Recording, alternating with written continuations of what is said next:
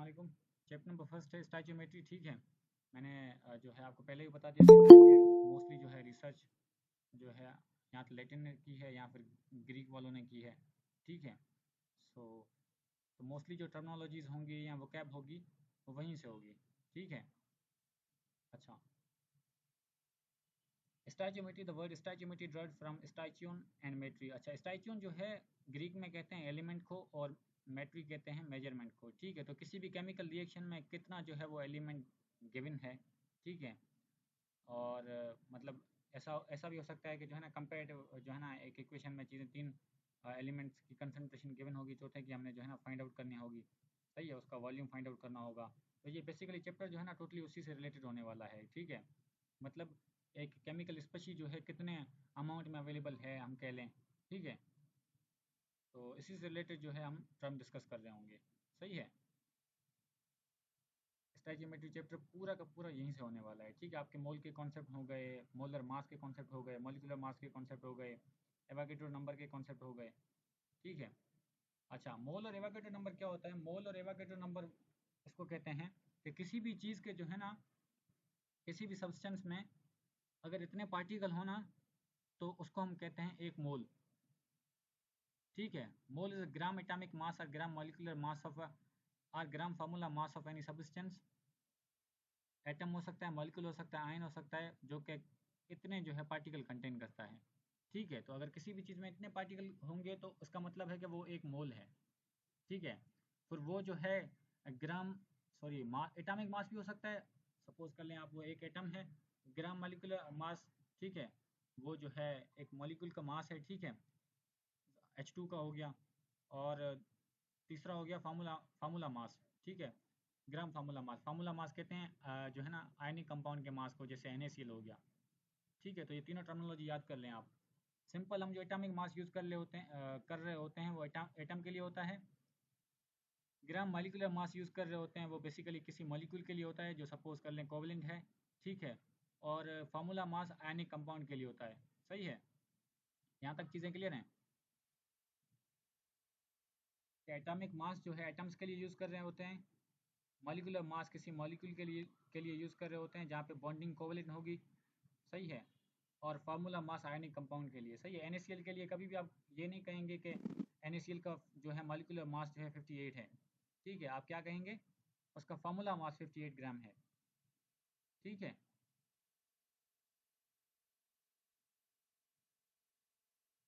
आते हैं उसके बाद मोलर मास पे। किसी भी चीज़ के एक मोल में जितना मास होता है ना उसको हम मोलर मास कहते हैं। ठीक है, देख लें, mass of 1 mole of any substance in gram, और वो ग्राम में होना चाहिए, तो उसको हम कहते हैं मोलर मास। जैसे सोडियम का कितना मास है? 23 ग्राम। NaCl का, क्लोरीन का 35.5 होता है, और 23 इसमें प्लस कर देंगे तो ये 58 ग्राम हो जाएगा। ठीक है, अच्छा जी, एक बात और मैं आपको बताना चाहता हूँ। 1 से लेकर जो है ना 30 तक वैसे बेस्ट रहता है, लेकिन 1 से 20 तक भी याद कर लेते हैं तो काम हो जाता है। 1 से 30 तक ये है कि फिर इलेक्ट्रॉनिक कॉन्फ़िगरेशन भी आपको याद रहती है। ठीक है, एलिमेंट को याद कर लें। ठीक है, hydrogen, helium, lithium, beryllium, boron, carbon, nitrogen, oxygen, fluorine, neon, sodium, magnesium, aluminium, silicon, phosphorus, sulphur, chlorine, argon, potassium, calcium. Simple 20 element है। ठीक है, जस्ट डेली बेसिस पे सुबह सुबह जब उठे ना इसको रटा लगाएं। सही है, विद एटॉमिक नंबर आपको याद हो जाएंगे। ठीक है, अब के लिए सिर्फ 20 याद करें, फिर नेक्स्ट डे 10 और ऐड कर दें उसमें, और ट्रिक्स बनाएं। ठीक है, चीज़ों चीज़ों को याद करने की। अच्छा जी, उसके बाद है मोलर वॉल्यूम। एक मोल के जो है ना वॉल्यूम को हम कहते हैं मोलर वॉल्यूम, और उसके लिए जो है कंडीशन ये होनी चाहिए कि स्टैंडर्ड टेम्परेचर और प्रेशर होना चाहिए। ठीक है, हमें पता है एक मोल का जो है ना वॉल्यूम जो होता है ना स्टैंडर्ड टेम्परेचर प्रेशर पे वो होता है 22.4 DM³ या लीटर होता है। ठीक है, और यहाँ पे ये पिक्चर में गिवन भी है, देखो हाइड्रोजन गैस का एक जो है वॉल्यूम ये है, ऑक्सीजन गैस के 1 मोल का वॉल्यूम ये है, मीथेन की गैस के भी 1 मोल का वॉल्यूम ये है, कार्बन डाइऑक्साइड गैस का भी जो है वॉल्यूम ये है। सबके जो है ना वॉल्यूम जो है सिमिलर हैं, ये देख लें। रीज़न क्या है? सबका मोल जो है, मतलब मोल कह लें, वो जो है गिवन है वो एक है। ठीक है, अगर किसी गैस के मोल 2 हों तो फिर वहाँ पे क्या होगा? वॉल्यूम 2 से 22.4 को जो है मल्टीप्लाई कर लें आप, सिंपल। सही है, चीज़ें समझ में आ रही हैं? मैसेज में बता दें, थम्स अप कर दें। सिंपल सिंपल चीज़ें हैं स्टोइचियोमेट्री में। स्टोइचियन ग्रीक वर्ड है जिसका मतलब है एलिमेंट, मेट्री का मतलब होता है मेजरमेंट। ठीक है, तो इससे रिलेटेड टर्म्स डिस्कस कर रहे हैं। ठीक है, अच्छा उसके बाद देख लें ये रिलेशनशिप बिटवीन जो है ना mole, molar mass and Avogadro number है। अच्छा किसी भी, हमें पता है ये सोडियम है, सोडियम जो है ना एक एटम है जिसका मास ये है और उसमें जो है इतने एटम्स होंगे, ये एवोगैड्रो नंबर है। ठीक है, वाटर है, वाटर का ये मॉलिक्यूल है, मॉलिक्यूल का मास ये है और उसके जो है इतने मॉलिक्यूल होंगे उसमें, और 2 वाटर के मॉलिक्यूल होंगे, सॉरी हाइड्रोजन इसमें जो है इतने प्रोपोर्शन में है, 2 प्रोपोर्शन में है, तो फिर यहाँ पे जो है इतने इसके इतने एटम होंगे हाइड्रोजन के, 2 मल्टीप्लाई करेंगे एवोगैड्रो नंबर से, और ऑक्सीजन 1 है तो ऑक्सीजन का जो है पार्टिकल नंबर जो है गिवन है, एटम जो होते हैं उसमें 6.02 इंटू 10⁻23। ठीक है, सिंपल दूसरों के भी जो है ऐसे ही गिवन है, NaCl का, CaCl2 का, FeCl3 का। ठीक है, अच्छा उसके बाद है inter conversion of mole into mass. Mole into mass, suppose करें आपको ये सिंपल चीज़ें पूछी भी जाती हैं, आपसे पूछेंगे कि हमारे पास जो गिवन मास है NaCl का वो है 53 ग्राम, हमें बताएं कि जो है इसका मोल कितने होंगे इसमें। हमें पता है NaCl का मोलर मास जो होता है वो क्या होता है 58, सो गिवन मास क्या है 53, 53 डिवाइड बाय मोलर मास 58, तो जो वैल्यू आएगी वो होगा उसका मोल, तो कुछ 0.9 के करीब आएगा। ठीक है, सिंपल नीचे न्यूमेरिकल भी गिवन है, देख लें। Given mass of sodium metal, ये कह रहे हैं calculate number of moles in 25.5 gram of sodium metal, हमें पता है इसका मास कितना होता है सोडियम का 23। ठीक है, तो ये वैल्यू जो है आपने नोमिनेटर में रखनी है और जो मोलर मास है वो डिनोमिनेटर में रखना है, तो आपका नंबर ऑफ मोल आ जाएगा। सही है, ये फार्मूला इंपॉर्टेंट है, ये आपने याद रखने हैं।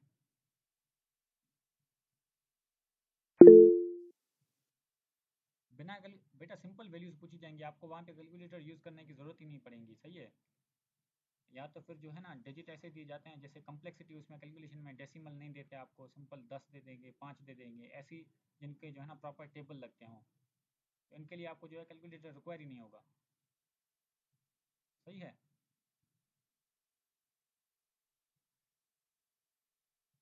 स्क्रीन शो हो रही है, आप कह रहे हैं स्क्रीन शो नहीं हो रही।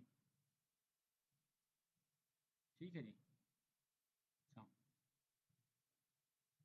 डेसिमल पॉइंट आ भी जाते हैं ना तो उसको आप ऐसे कन्वर्ट करिएगा कि डेसिमल जहाँ पे है ना उसको आप मतलब जैसे हम करते हैं ना 1.1 लिखा है तो इसको अगर मैं कहूँ कि फ्रैक्शनल फॉर्म में लिखेंगे तो कैसे लिखूंगा 11.10, सॉरी 11 डिवाइडेड बाई 10, 11/10।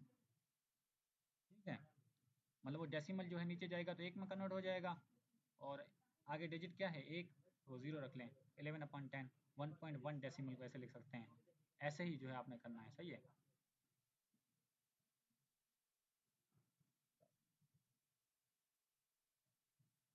ठीक है, अच्छा ये उसके बाद है मोल और नंबर ऑफ पार्टिकल की कन्वर्जन। ठीक है, कि आपको पार्टिकल नंबर गिवन होगा उसमें जो आपको मोल फाइंड आउट करने हैं। हमें पता है एक मोल में पार्टिकल कितने हैं 6.02 इंटू 10⁻23। सपोज करें पार्टिकल गिवन हो हमें 2 इंटू जो है ना 10⁻11 इतने पार्टिकल हैं, तो उसको हम नोमिनेटर में रख देंगे और नीचे डिनोमिनेटर में जो मोल की वैल्यू है वो, तो सिंपल हमारे पार्टिकल नंबर भी निकल आएंगे उसमें जो मोल्स होंगे। ठीक है, अच्छा उसके बाद है inter conversion of mole and volume. ठीक है, हमें पता है एक मोल का वॉल्यूम क्या होता है 22.4 DM³ या litre.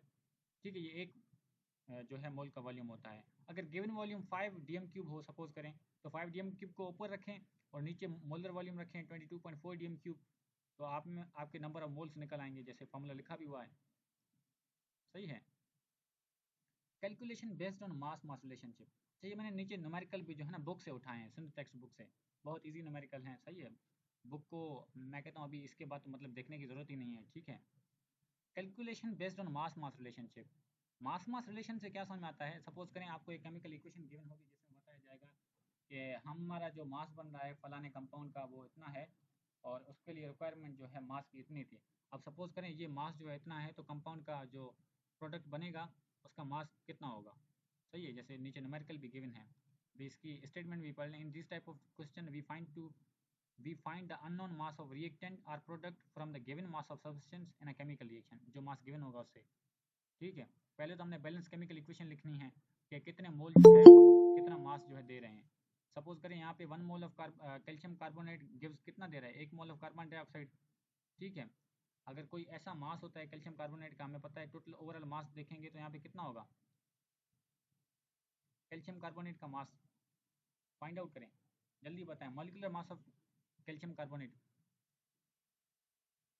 Sorry formula mass, calcium carbonate का फार्मूला मास बताएं।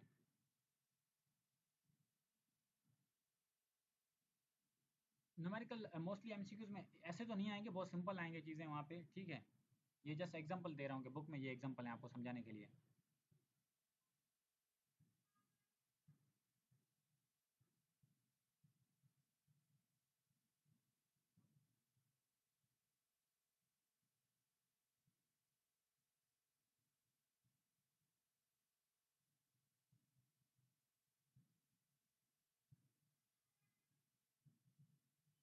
अब बेटा एमसीक्यूज जो है ना, जैसे आंसर होंगे ना, उनमें वेरिएशन रखी जाती है। ठीक है, सो कैलकुलेशन से जो नज़दीक वैल्यू आए ना वो आपने करेक्ट करनी होती है। ठीक है, अब प्रीसाइज कैलकुलेशन आप विदाउट कैलकुलेटर जो है ना, मतलब पॉसिबल नहीं है अगर कम्प्लेक्स कैलकुलेशन है। ठीक है, मुझे कैल्शियम कार्बोनेट का मास बताएं।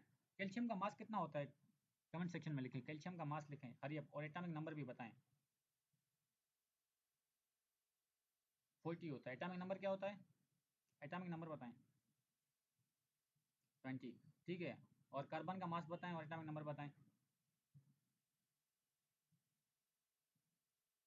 12 6 सही है ना। ठीक है भाई, मुझे और ऑक्सीजन का बता दें, ऑक्सीजन का मास बता दें।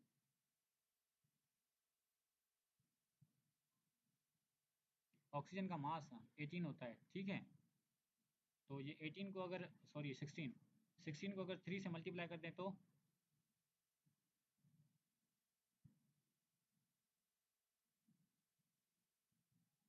कितने होंगे, 48। 48 प्लस 40 प्लस 12 100 हो जाएंगे। ठीक है, सिंपल न्यूमेरिकल में यही है, कुछ भी नहीं है। सही ना, देख लें आप, ये गिवन मास ये था, ये इसका जो है हमारा मास है 1 मोल का। ठीक है, given mass of upon molar mass, तो ये इसके मोल्स आ गए। हमें पता है 1 मोल कितने दे रहा था, 1 मोल कार्बन डाइऑक्साइड दे रहा था, तो 0.5 कितने देगा, 0.5 कार्बन डाइऑक्साइड, मतलब 0.5 मोल दे रहा होगा।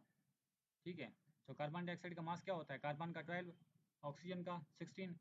ठीक है, 16 मल्टीप्लाई बाई 2 32, 32 और 12 44, 44 डिवाइड बाई या multiply by 0 point, sorry multiply by 0.5 कितना होगा, 22 ग्राम। ऐसे ही जो है वॉल्यूम की कैलकुलेशन आती है।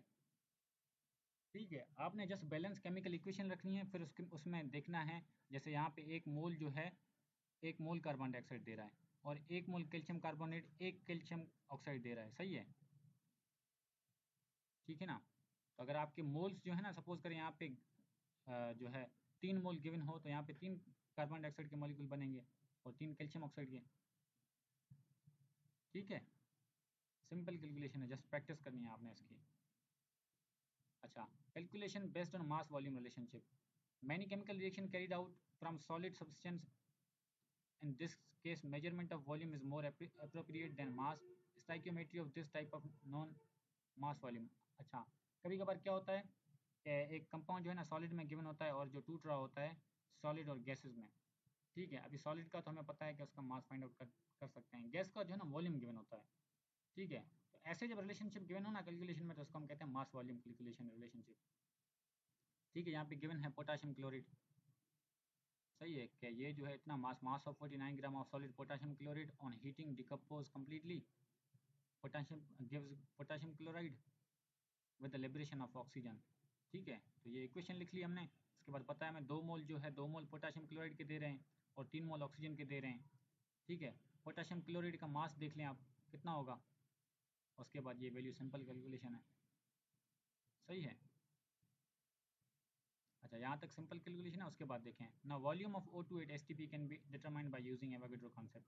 Volume of 1 mole of STP ये होता है, तो जितने ऊपर मोल बने हैं ना उसको आप इससे मल्टीप्लाई कर दें तो आपका जो है वॉल्यूम भी आ जाएगा। ठीक है, calculation based on volume volume relationship. Volume volume में क्या होगा, दोनों के दोनों गैसियस फॉर्म में गिवन होंगी, ठीक है, या लिक्विड फॉर्म में गिवन होगी, दोनों के दोनों का मतलब सही है। तो ये कैलकुलेशन कैसे हैं देख लें। Calculate the volume of carbon dioxide eight STP that can be produced by the complete burning of 50 dm³ of butane gas in the excess supply of oxygen gas.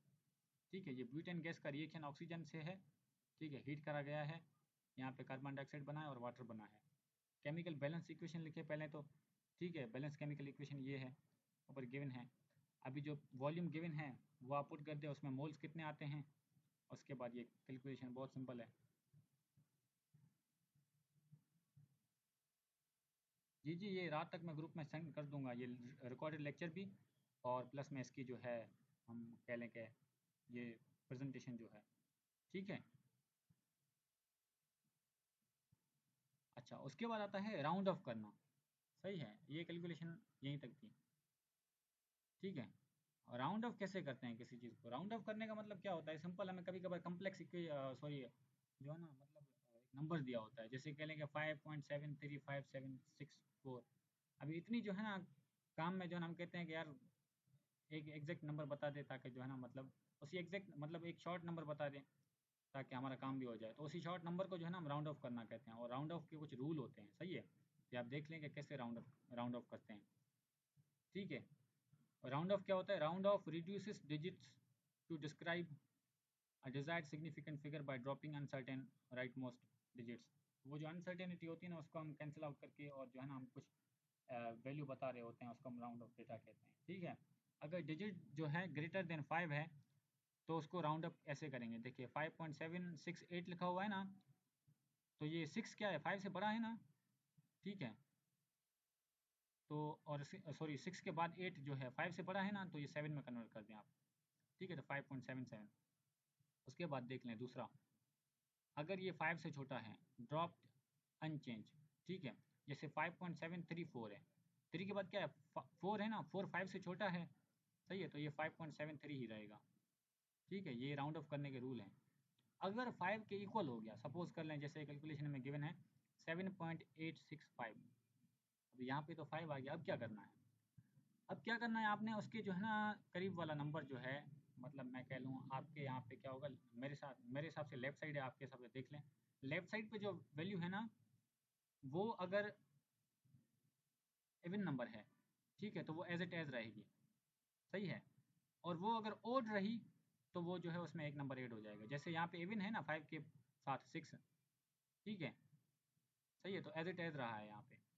और अगर ये ओड है तो यहाँ पे क्या हुआ है 23.4 हो गया है। सिंपल सी चीज़ें हैं, समझ में आ गई। 25 एमसीक्यूज होते हैं मोस्टली टेस्ट में, सही है, के यू के अपना जना के डॉ के, सही है, टोटल 100 एमसीक्यूज का टेस्ट होता है, ठीक है ना, 120 मिनट का टाइम होता है, सही है। अच्छा, उसके बाद देख लें एक्सपोनेंशियल नोटेशन कैसे लिखते हैं, ठीक है। कभी कभार क्या गिवन होता है कि वैल्यूज़ जो है ना हमें ज़्यादा बहुत ही बड़ी गिवन होती है, जैसे सपोज कर ले मैं कह लूँ मास ऑफ अर्थ कितना है, मास ऑफ सन कितना है, रेडियस बिटवीन अर्थ एंड सन कितना है, तो ये बहुत बड़ी वैल्यूज़ हो जाती है। इसको सिंपली लिखने के लिए जो है ना हम उसको एक्सपोनेंट में लिखते हैं, ठीक है, पावर्स में लिखते हैं, उसको हम जो है ना एक्सपोनेंट नोटेशन कहते हैं। Express very small and large numbers as where जो है एन जो है ग्रेटर देन या इक्वल टू 1 होना चाहिए या लेस देन 10 होना चाहिए। ऑपरेशन देख लें कैसे इसको जो है ना करते हैं, ठीक है। सपोज कर लें जब हम ऐड और सब्ट्रैक्ट कर रहे हो ना, तो पहले जो है उनके एक्सपोनेंट इक्वल कर लें, जैसे सपोज करो मैं 3 into 10 power 5 plus 3 into 10 power 6 जो है ना कैलकुलेट कर रहा हूँ, उसको जो है ना मैंने ऐड करना है, तो मैंने पहले ये करना है कि दोनों के पावर जो है ना या तो 5 कर देना है या 6 कर देना है, फिर उसको ऐड करना है, सही है, दोनों के पावर सेम कर देने हैं, फिर उसको ऐड या माइनस कर देना है, ठीक है। यहाँ तक समझ में आया, ठीक है। अच्छा, उसके बाद मल्टीप्लिकेशन में क्या कह रहा है कि multiply coefficient add exponent, exponent जो है ना हमें जो पावर होंगे उसको ऐड करना होगा, और कोएफिशिएंट जो होंगे उनको मल्टीप्लाई करना होगा। जैसे मैं कह लूँ कि 2 into 10 power 3 multiply by 3 into 10 power 5, ठीक है, तो 2 और 3 को मल्टीप्लाई कर दें और एक्सपोनेंट जो है उनको आपस में ऐड कर दें, सम कर दें। और यही अगर डिवीजन में गिवन हो तो एक्सपोनेंट माइनस हो जाएंगे, सही है। और जो आपके कोएफिशिएंट है वो एज ए डिवीजन में आप लिख लें, ठीक है। अच्छा, पावर रेज का क्या मतलब है? पावर रेज में ये कि पावर के ऊपर पावर होना, ठीक है। वो सिंपल क्या होता है, एक दूसरे से मल्टीप्लाई हो रहा होता है, सही है। अच्छा, उसके बाद रूट अगर आ जाए तो रूट को कैसे सोल्व करना है आपने, ये जैसे देख लें 2.5 × 10⁻7 by using rules of exponential notation.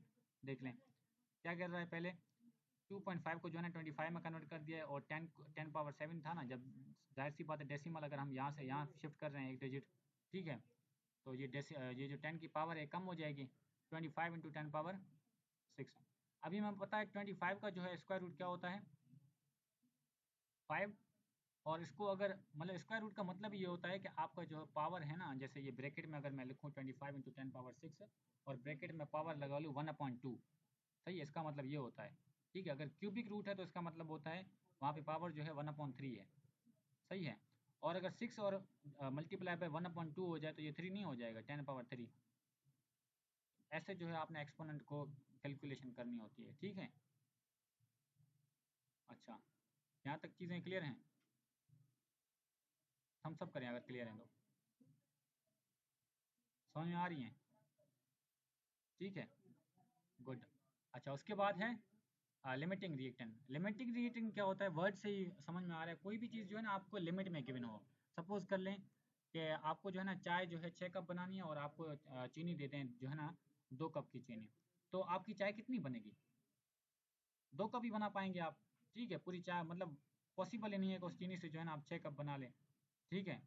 वो चाय फिर नहीं रहेगी, कुछ और ही बन जाएगा फीका फीका, ठीक है ना। तो जो चीज़ लिमिट में गिवन हो ना उसको लिमिटिंग रिएक्टेंट कहते हैं। इसके बाद न्यूमेरिकल भी हैं, उसको मैं आपको सॉल्व कराऊंगा कि वो कैसे न्यूमेरिकल होंगे।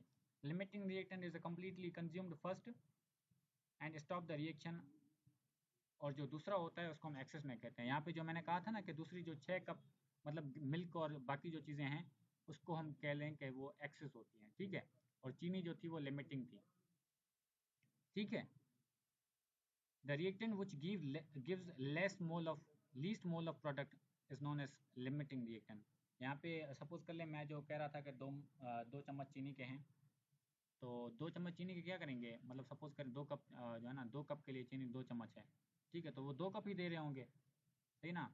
तो क्या कर रहे हैं, प्रोडक्ट कम दे रहे हैं ना, हालांकि 6 प्रोडक्ट का हमारे पास जो है ना सामान था, लेकिन चीनी कम होने की वजह से जो है हम क्या कर रहे हैं, प्रोडक्ट कम बन रहा है, सही है। तो यहाँ पे चीनी क्या है, लिमिटिंग रिएक्टेंट है, ठीक है, जो चीज़ लिमिट में गिवन हो एक।